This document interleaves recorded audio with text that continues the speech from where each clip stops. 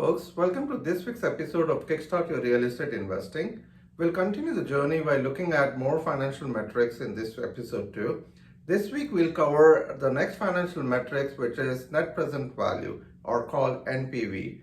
Now we need to understand what net present value is before we get to the next metrics after that, which is on the internal rate of return, which is the IRR.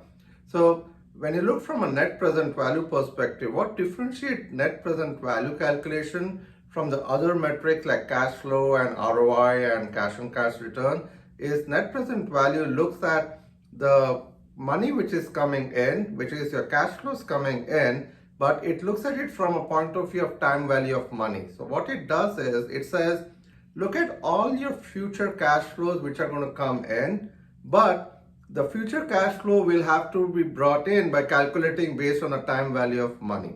So what does time value of money mean? What it means is that a dollar today is going to be worth more than a dollar tomorrow.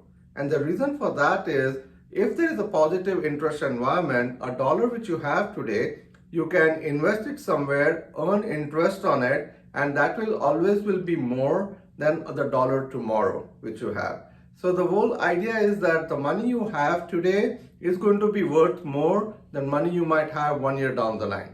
So it's the same $100. So you might have $100 coming in today and the same $100 coming in 1 year later. The $100 coming in 1 year later will have a lesser value than the $100 which you have right now.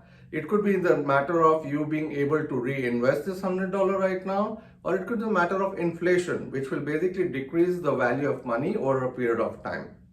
So how do you go about taking all your future cash flows and then bringing it to the current value by discounting it? So the best way to understand that is that the value of money will go down over a period of time. But how much will it go down? And that how much is determined by the discount rate. Now, the discount rate is pretty subjective. It's not like some universal discount rate, you can just pick it up and use it. Discount rate is what you decide what it needs to be. Some of them link the discount rate to inflation and say inflation is going to erode the value of money in the future, so I'm going to discount the future cash flows by that particular inflation rate. Others might look at it from a opportunity cost perspective and say that if I had taken the same money and invested it somewhere else, I could have made, let's say, 8% of my return on investment on that one. So my discount rate is 8%. So it doesn't matter what the discount rate is, as long as you identify a particular discount rate and then you take all your future cash flows or for all your investment and discount it accordingly. So when you look at the net present value formula, it's a very simple one. It takes the sum of all your future cash flow discounted and subtracts that from your cost of investment which you're putting as an outlay to buy that particular property. So let's take an example for this to better understand what it means. Let's assume you buy a property worth $100,000 today. Okay, so that's your cash outflow, which is going to be something you're going to subtract from the cash inflows coming in. Okay, so you bought a property worth $100,000, and let's say for year 2, 3, and 4 and 5, you made $5,000 in cash flow every month. Okay, so you have $20,000 in cash flow, which is for across the 4 years, $5,000 each, and now on year 5, you go and sell this property for $125,000. Okay, so you bought it for $100,000, you got 4 years of cash flow, $5,000 each, and then you sold the property for $125,000. And let's assume you are saying my discount rate is 8%. Now when you go and do this calculation in Excel or Google Sheet or any such software you want to use, you will find that the present value, the net present value of that particular cash flow or the full investment in all is, let's say, $1,600. Okay, so when a net present value is a positive number, that means you should go ahead with this investment.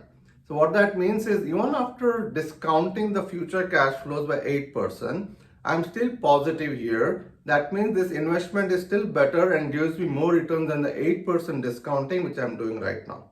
Okay, all fair and good. Let's look at the next investment, right?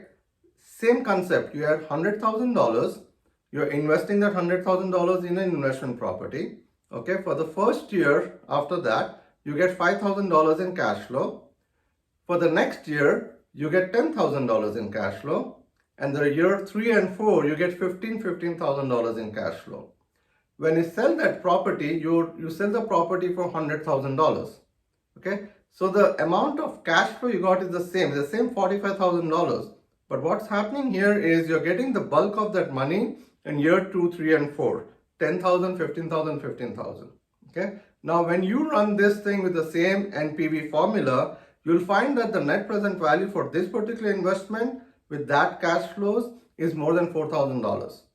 So the previous one had the same amount of money, the same $45,000 coming out from that investment, but the net present value for that one was $1,600, while the net present value for this one is more than $4,000.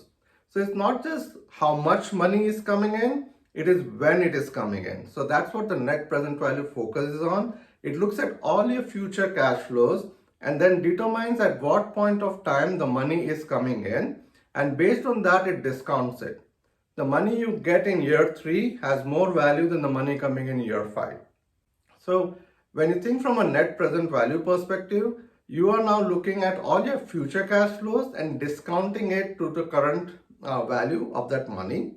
So you are able to look at multiple investments and then determine which investment has the best net present value today.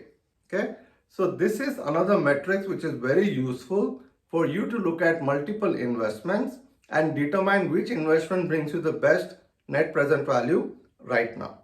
Okay, so this particular concept becomes important to understand now, because when you go to IRR next week and you start looking at that particular formula, you will see that that formula works very much with the net present value. Okay, so hope this makes sense to you. Net present value is a financial concept which is used by many of the financial departments of big enterprises, private equity firms, and also folks who are running multi-million-dollar investments. So it's a good concept to understand, so that the next time you see a lot of cash flow or predicting or forecasting cash flow for your business, you should be using net present value to understand the best way that money coming in and what the real value for that money is for you. Okay, I hope you like this particular episode. If you really liked it, please go ahead and like and subscribe to my channel. Thank you. Bye.